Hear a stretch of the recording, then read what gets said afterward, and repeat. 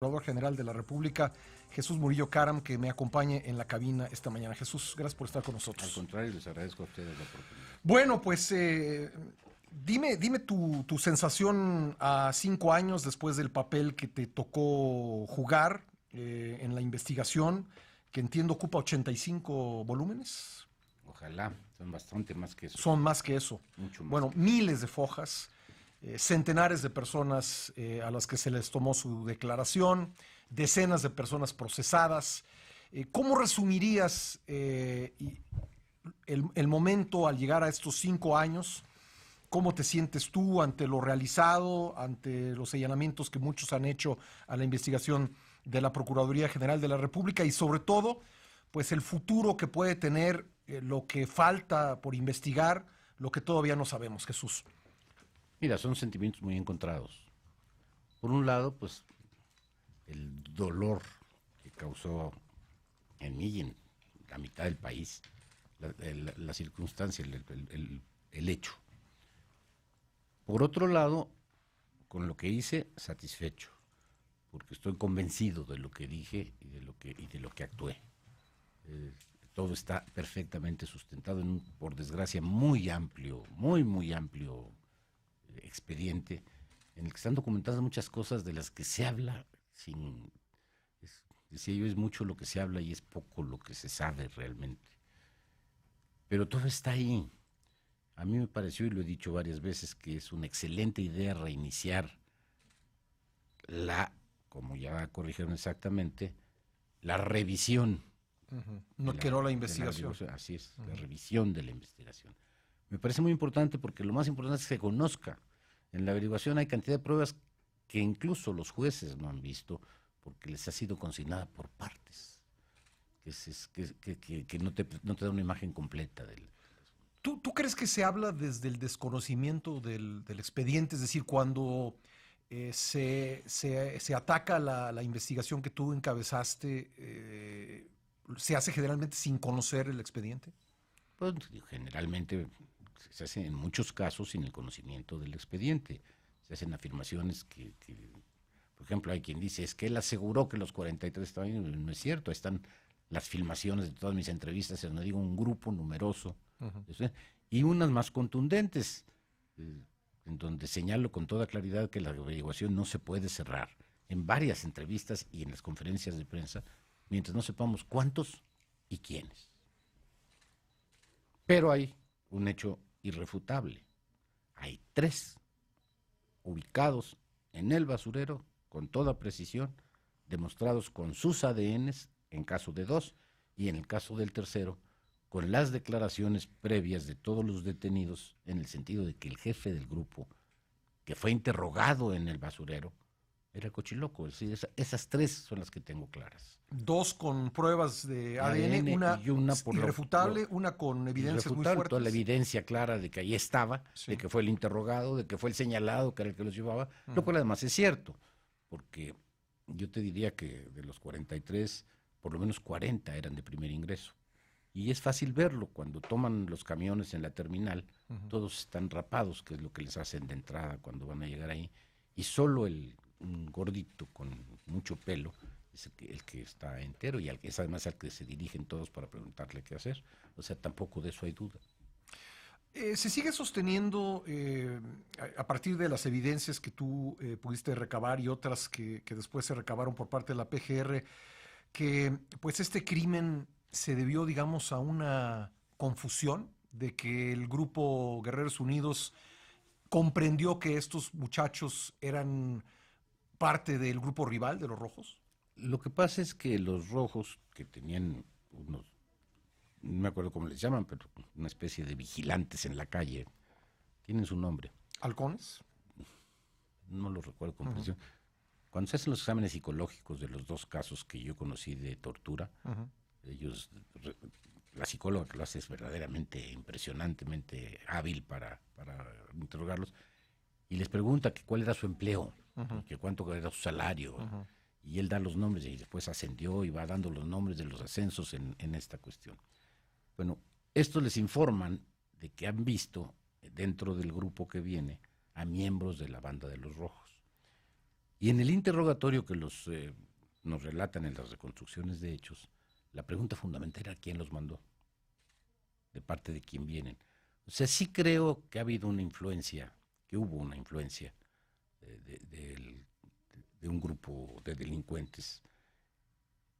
No sé si la intención era llegar a lo que se llegó, pero sé desde luego que la intención, eso queda claro, que la intención era echar a perder el evento en donde el presidente municipal y su esposa iban a hacer su informe, y se dice, esto no lo puedo probar, que el propósito era, por lo menos lo decían los estudiantes, que algunos de ellos, que el propósito era interrumpir el que iba a ser el destape de la señora para la candidatura a la presidenta municipal. Se dice, eso no lo puedo probar.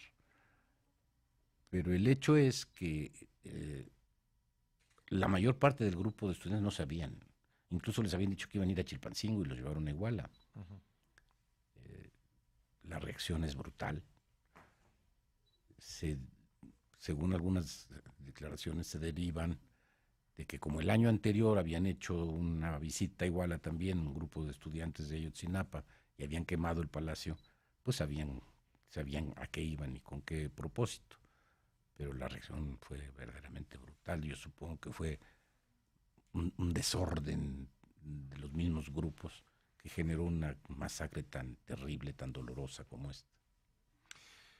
¿Por qué y en qué circunstancia decide el gobierno federal atraer la investigación? Cuando sabemos que es cierta la desaparición y se habla ya de muertos. Los primeros días se hablaba de que habían corrido. Tan cierto como que en los primeros días aparecen 62 de los que entonces eran 100 y tantos desaparecidos. Que se habían escondido. Sí, incluso el famoso quinto camión, que no participó en nada, estuvo estacionado en una calle. Cuando se enteran, supongo que por teléfono, ellos salen, abandonan el autobús y se refugian en algunas casas, en un cerro, dicen. Yo no conozco muchos cerros en Iguala, pero de eso hablan. Y van apareciendo en el curso de los días. Cuando tú tomas la investigación, ¿qué opinión te merece o te mereció en ese momento y te merece actualmente lo que habían hecho las autoridades en Guerrero, el fiscal Iñaki Blanco? Mira, yo creo que hizo un excelente trabajo. Yo creo que sin lo que él hizo, a mí me hubiera costado años, no meses, encontrar la solución. Él define al primer grupo de asesinos, diríamos, pero no precisamente, pero sí de los primeros que detienen a los estudiantes, y es la policía de Iguala. Esto nos da el principio ya sabíamos a dónde recurrir, ya no estábamos en cero. Después de eso, en algunas pláticas, el día que voy a darles la noticia a los padres, que por fortuna iba yo muy contento, en las fosas que nos habían entregado, donde supuestamente los habían enterrado, no eran ellos, o sea, lo que nos daba una perspectiva de que podían estar vivos. Esto lo hago en Chilpancingo, en las oficinas de Derechos Humanos, y empezamos a revisar las posibilidades de búsqueda. Algunos de los padres pasa una diciendo que en Cocula tiene información de que estuvieron. De inmediato mando todo lo que puedo a Cocula, y ahí encontramos en las oficinas de la policía que se había alterado de la bitácora de las patrullas. Se decía ahí que habían ido a una boda, a proteger una boda, pero una secretaria que a mi gusto es muy honesta, y creo que después la consignaron, yo no lo hubiera hecho, nos dice: eso es falso, y aquí está la de veras, y nos entrega la bitácora real, en donde se nota que estuvieron en Iguala, donde se asienta que estuvieron en Iguala. Revisamos las patrullas y encontramos que habían sido repintadas y que se les habían cambiado los números, y esto nos lleva directamente también a la detención de los policías de Cocula, que también nos dan mucha información sobre el lugar donde juntan a un grupo de estudiantes, porque vienen en varios vehículos. Incluso tenemos los videos de los muchachos siendo trasladados en las patrullas de la policía a un lugar que no recuerdo el nombre, donde se las entregan a los narcotraficantes. En 2 vehículos los llevan al basurero. Detuvimos los 2 vehículos, los 2 estaban en la casa del Gil, junto con 300 gallos de pelea muertos, y con testimonios de que ahí era donde recibían las instrucciones. O sea, si alguien sabe de esto, es el Gil. La primera pista seria que tenemos es un recado, un telefónico, como se llama, mensaje telefónico, que se le hace de Gil a Sidronio, donde le dice, no exactamente te voy a decir los términos, pero lo que significa es que ya están con San Pedro, los quemamos, los hicimos pedacitos. Y nadie los va a encontrar. Nadie los va a encontrar. Bueno, tengo que ir a una pausa en cabina con el ex procurador general de la República, Jesús Murillo Caram. Jesús, te preguntaba antes de irnos a la pausa, ¿cómo fue, digamos, realizar una investigación en medio de la impresión que muchos mexicanos tienen que se trató de otra cosa, no de un secuestro de estudiantes por parte de un grupo criminal operado por policías municipales, sino un operativo de Estado para desaparecer a miembros de un grupo incómodo para las autoridades por su discurso radical? La verdad histórica versus fue el Estado. Mira, se inició la elección como se tiene que iniciar todas, revisando todas las posibilidades, es decir, todas las hipótesis que pudiera haber sobre el caso. Y las cosas nos fueron llevando a encontrar lo que era real y lo que eran dichos o suposiciones. No encontré nunca, lo dije muchas veces, ninguna participación del ejército, excepto en dos cuestiones que no tienen nada que ver con el caso. Uno, que siempre se encargaba de sacar fotografías de lo que estaba pasando del ejército en una moto, le robaron la moto y se dedicó a buscar su moto. Y el otro es cuando van al hospital, algunos miembros del ejército, y está el video en donde lo que hacen es preguntarles si están bien, si tienen algún problema, los médicos les dicen que están bien, están ahí sentados muy tranquilamente. Ellos se salvan porque la presencia del ejército ahí impide que pudieran ir por ellos también. Son las únicas dos cosas en las que el ejército intervino, no tuve ninguna otra. ¿Protegiste a militares en tu papel como Procurador General de la República? Te voy a poner un caso inmediato anterior, Tlatlaya. Tlatlaya fue un caso que ya prácticamente había sido dictaminado como un enfrentamiento. Se me solicita la investigación porque no había conformidad. Pues 2 meses después o un mes después, no sé, mucho tiempo después. Y pues era ya muy difícil, ya había pasado por lo menos un mes y no es lo mismo recoger pruebas en el momento que posteriormente. Sin embargo, los peritos, que la Procuraduría tenía muy buenos peritos, y no puedo echarlo como mérito mío porque ya estaban cuando yo llegué, los peritos determinan que en una de las paredes hay sangre de tres tipos de sangre distintos. Y eso, en una pared que además no tiene ninguna protección, eso no puede darse en un enfrentamiento, es imposible. Y a la investigación, partiendo de eso más amplia, propició la consignación de 3 soldados. Y te quiero decir que cuando se lo comuniqué al secretario de Defensa me dijo que si tenía yo pruebas, él no tenía ningún inconveniente, que le parecía que había que actuar. O sea, no protegía al ejército en ningún caso, y te voy a ser franco, no hubo prácticamente fuera de eso nada que proteger. No tengo ningún elemento para pensar en que el ejército pudiera tener una intervención, ninguno. ¿Desaparición forzada en Iguala? Va a ser un tema de análisis jurídico importante, sobre el que no quiero tener alguna opinión hasta no haberlo estudiado más de fondo. Pero digamos, el que hayan participado policías municipales pudiese configurar. Eso es justamente lo que hay que revisar con cuidado. Yo supongo que como órganos del Estado hay alguna posibilidad, pero me gustaría revisarlo antes de darte una opinión. Hemos visto en días recientes evoluciones interesantes del caso porque quienes rechazaron tu investigación, conocida como La Verdad Histórica, pues en las últimas semanas han lamentado la liberación de muchas de las personas que tú detuviste y tu sucesora detuvo. ¿Qué opinas de esto? Que digamos, por un lado se rechaza la investigación, pero por otro lado se deplora que a estas personas detenidas se les libere, porque no pueden ser ciertas las dos cosas, ¿no? Es decir, si no hubo verdad histórica y fue un tema de desaparición forzada del Estado, pues quiere decir que aquellos que están encarcelados pues no tendrían necesariamente responsabilidad, ¿no? Yo lo que creo sinceramente, te lo digo, es que incluso hasta por el tiempo en que se resolvió, por ejemplo, el primer caso en Tamaulipas, cuando mucho en un mes, se tomó la decisión. En un mes no lees ese expediente, no lo lees con la profundidad que se requiere y con la fuerza que se requiere. Uh-huh. Y si yo no mal recuerdo, algunos de los argumentos fue que no le presentaron algunas cosas en la Procuraduría. al juez. Pues eso implica lo que he dicho siempre. Nadie, pero nadie no. Son muy pocos los que han leído el expediente a fondo, muy pocos. Y yo te diría que el 90% de los que lo leen quedan convencidos. ¿Que puede tener fallas? Desde luego que sí. Fue una averiguación que se hizo con todas las presiones del mundo. Hubo un momento en que teníamos 10,000 elementos buscando los 10,000 entre el Ejército, la Marina, la Policía Federal, la misma Procuraduría. 10,000 gentes estaban buscándolos. Un error no fue consignar a tanta gente, porque no hay en la historia que yo sepa, y se lo he preguntado a varios abogados, no hay un caso con tantos consignados, 142 consignados. A ver, de los 142 consignados, no se te olvide que hay 2 cuerpos de policía que participaron, porque checamos quiénes estaban ahí ese día, que participaron en la detención y entrega de los estudiantes. Por eso son muchos, porque tampoco hay otro caso en la historia que 2 cuerpos de policía distintos hayan sido culpados de algo.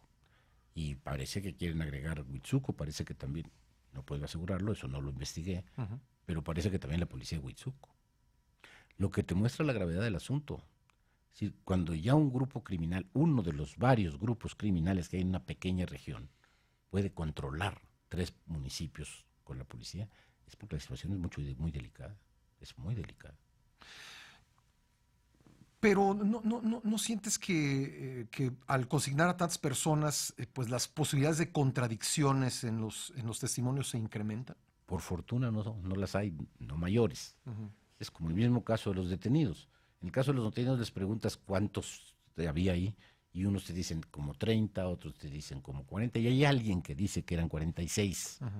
No se me hace descabellado porque también descubrimos en la investigación que el día anterior había 3, podríamos decir retenidos, porque no detenidos, en una casa de seguridad, que cuando lo investigamos encontramos sangre en ella y sí nos hace pensar que esos 3. Luego, cuando relatan el traslado, hay una camioneta en la que van 4 y 3 estaban muertos. Estoy checando mis datos y 3 estaban muertos. Es muy posible que también hayan sido estos. Pero la verdad, en el número no se pone de acuerdo, incluso con las horas no se ponen de acuerdo. Si alguien piensa que esto fue a las 12 y el otro piensa que fue a la 1 y uno dice que fueron 30 y otro dice que fueron 40. ¿Te sentiste presionado por la opinión pública, por la discusión de consignar a tanta gente? Es decir, el resultado, que para mostrar resultados la Procuraduría tenía que consignar gente. A ver, un buen grupo no lo consigno yo, me lo entrega la Procuraduría del Estado de Guerrero. Y el otro grupo, bueno, pues estaban presentes ahí, participaron en ello. Puede ser que debimos haber consignado por delitos diferenciados, es decir, quién solamente intervino y quién intervino por órdenes. Yo sí creo que alguna buena parte de ellos podían ser sancionados, o ya lo fueron, y no me afecta que hayan salido, me afecta que hayan salido gentes como el Gil, que eran verdaderamente los que dirigían esta cuestión. ¿Te frustra que digamos, de los 142 detenidos, 77 ya estén libres, otros 12 podrían salir pronto? No, mira, yo siempre he sido muy respetuoso de las decisiones de los jueces.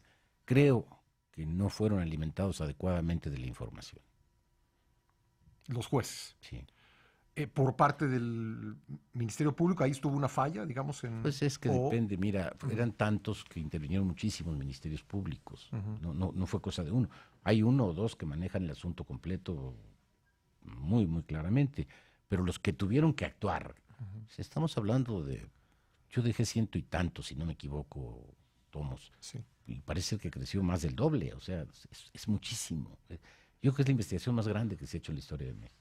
¿Tortura de los detenidos? Te repito el caso de los 2 que me denunciaron a mí. En el caso de uno que reconoce que hizo lo que hizo, pero dice que fue torturado, pues se me hace creíble, porque a los que no les creo es que dicen que fueron torturados y niegan lo que declararon, pues no es que no les crea, esos deben ser sometidos al proceso que implique saber si fue o no fue. En este caso le creo, y si le creo a él, pues puedo creer que sí hubo tortura. Y vuelvo a mi posición. Al que haya torturado deben aplicarle todo el peso de la ley. La mayor parte de mi vida la pasé haciendo leyes contra la tortura, la ley de víctimas, la nueva ley de amparo, y prácticamente estuve en todas las discusiones de leyes de tortura. No puedo admitir que si alguien lo hizo bajo mi mando no sea castigado, desde luego que sí. Sí es. Esta mañana con Jesús Murillo Caram, ex procurador general de la República, encargado de la investigación del caso Ayotzinapa. Esta mañana, Jesús Alejandro Encinas, subsecretario de Derechos Humanos de Gobernación, informó que la próxima semana entregarán un citatorio al extitular de la PGR, Jesús Murillo Caram, es decir, a ti, para que rindas una declaración sobre la desaparición de los 43 normalistas. Encinas destacó tu disposición de colaborar con la investigación, y el fiscal del caso de la Fiscalía General de la República prácticamente dijo lo mismo. Tu comentario. A ver, todo lo que esté de mi parte para poder aportar lo que sea posible aportar, estoy en la mejor disposición de hacerlo. Sí hay cosas que todavía se tienen que investigar, muchísimas, pero muchísimas. Prácticamente, legalmente hay solamente 3 identificados en la masacre. O sea, sí hay mucho que investigar, y lo que yo puedo aportar con todo gusto. Bueno, tu frase, la verdad histórica, pues ha sido una de las frases paradigmáticas de estos 5 años.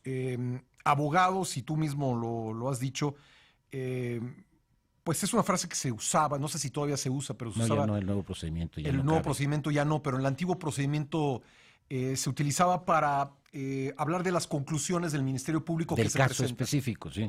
O sea, verdades históricas hay tantas como averiguaciones. Sí. Es decir, una averiguación previa termina en una verdad histórica. Es la verdad que se le presentaba al juez. Incluso no era un término que estuviera en la ley, ¿eh? Era un término Era de la jerga de los abogados, digamos. Ese fue el error. Y la verdad jurídica es la del juez. Es la verdad legal o jurídica. La verdad legal, sí. Bueno, pero me estabas diciendo que fue un error de tu parte. Sí, porque la gente no conoce eso. Es un asunto de abogados. Cuando digo verdad histórica, parecía que estaba yo tratando de darle una gran dimensión al y no, estaba diciendo lo que tiene cualquier averiguación, ¿no? Es lo que la verdad del Ministerio Público le presenta al juez para que éste diga la verdad definitiva, o sea, la legal. Me dices que falta mucho por investigar, y en días recientes ha llamado mucho la atención que parte de la investigación se haya ido hacia otro basurero, el del municipio vecino, Cocula al poniente de Iguala, Tepecoacuilco al oriente de Iguala rumbo a Huitzuco. ¿Qué te pareció, qué pensaste al conocer esa noticia? Pues que estaban repitiendo lo que ya habíamos hecho. Yo creo que a ese basurero debimos haber ido unas 3 veces. ¿A ese de Tepecoacuilco fuiste? No sé si a ese, porque me pasa lo que en Cocula. El caso de Cocula es que tiene 2 basureros, y la primera investigación se hizo sobre el primero. O sea, puede suceder. No sobra. A mi gusto no sobra. Es decir, todo esto tiene que hacerse, tiene que quedar claro lo que se puede, no tengo ningún inconveniente en que sigan diciendo al contrario. A mí me parece excelente que estén metidos en el estudio de este asunto. Hay muchos que se quedaron en las sombras durante toda la historia de este país. No quise que me pasara lo mismo, por eso me metí tan de lleno, por eso me metí con tanta pasión, y porque, con toda la franqueza te lo digo, me impactó cuando empecé a ver. No es lo mismo oír hablar de un homicidio, aunque sea de 40, como verlos físicamente. Y los vi físicamente a los jóvenes que iban ahí. Y te puedo asegurar que eran jóvenes que tenían una idea muy clara de que con eso iban a sacar adelante a sus familias de situaciones de miseria. Entonces, sí estaba yo impactado también emocionalmente, sin duda alguna. ¿Qué errores estarías dispuesto a reconocer en el trabajo de la Procuraduría? Pues, mira, no sé. Sería muy difícil empezar a decirte, nos equivocamos en esto, nos equivocamos en lo otro. Yo más bien lo mido en función de cuántas cosas puedo estar seguro. Y puedo estar seguro que un grupo importante de jóvenes los llevaron, y sé en qué vehículos los llevaron, porque tengo las filmaciones, sé en dónde, según quién entregó a quién. De eso estoy seguro. De que ahí los quemaron, no lo digo yo, lo dicen por lo menos, para no exagerar, pero yo creo que son más 6 peritos internacionales, los más conocedores del tema. Hay uno que es muy famoso, de Hans, tiene ya 80 años. Cuando oyó la declaración del primer perito, dijo, aquí no solo pueden quemar a uno, porque él había declarado que a ninguno se podía quemar ahí. Aquí no solo pueden quemar a uno, aquí pueden quemar a 200. Y los demás peritos, hay unos peritajes tan profundos en donde analizan punto por punto y coinciden en que, tan fue posible que ahí están los restos. Ujú. Y todavía más, en la investigación que hace la Comisión Nacional de Derechos Humanos, todavía encuentra restos ahí, todavía. De hecho, el ombudsman está pidiendo que esos analicen, restos sean analizados. Porque es muy importante la razón de que en la Universidad de Innsbruck, solamente de 20 y tantos que mandamos, solamente identificaran en 2. Ujú. Bueno, en 3, aunque 2 de ellos eran de uno solo, Ujú. del mismo. En 3 casos, restos de estos individuos. Yo mandé 20 datos que no pudieron, que no dieron resultados. Estos que encontraron son los huesos duros del oído. Ujú. Y estos son mucho más resistentes. Ahí puede haber ADN, ojalá. Y que ya lo anunció también el subsecretario. Me parece muy bien que los van a enviar otra vez a que sean analizados. Seguramente lo leíste en Excelsior hace unos días. Ángela Buitrago, la colombiana que fue parte del GIEI, del Grupo Interdisciplinario de Expertos Independientes de la CIDH, pues dice que en Cocula no hay. Nunca estuvieron, no hay. Que ni uno dijo. Ni uno. Otra vez repitió lo de Torero. Pues a Torero ya lo descalificaron los peritos internacionales más grandes, así que no entiendo. Torero fue el que dijo que no se podía quemar, no pudieron haber sido quemadas personas como dicen los testimonios que tú recogiste. Así es, dijo que ahí no se podía haber quemado a nadie. Ujú. Y los peritos de veras, perdón, pero esa es la verdad, él es experto en incendios forestales. Y no es lo mismo revisar un incendio forestal que revisar un homicidio. Son 2 cosas completamente distintas. Cuando tú dices un grupo, ¿le podemos poner número? ¿Podemos hablar de 17, 18, 19 aproximadamente? Sería un error de mi parte, tengo la seguridad de 3. De y 3. tengo la seguridad de que hubo más. Ujú.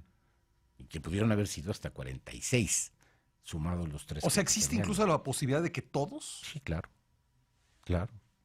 Te quedarías entonces en un grupo, ¿no? Por eso siempre dije un grupo. Sí. Siempre dije un grupo. Y dije un grupo numeroso, porque por lo menos los que se ven en las camionetas son más de 10. Ujú. La posibilidad de que otro grupo haya sido llevado hacia Huitzuco ya no te tocó a ti. Es posible. Digamos, ¿hay elementos en el expediente? Ninguno, ni en el mío ni en todos los demás. Ujú. Sí se habla de que alguien dijo que había que ir a Huitzuco, incluso hay una frase muy rara que habla de que para preguntarle al patrón, o sea que siempre me inquieto. Bueno, no siempre porque la vi hace poco, pero sí me inquieta hasta la identidad de quien llaman el patrón. Ujú. Pero como que hayan salido de Iguala, yo estoy de acuerdo con Encinas, no creo que hayan salido, bueno, no de Iguala, de la zona de Iguala.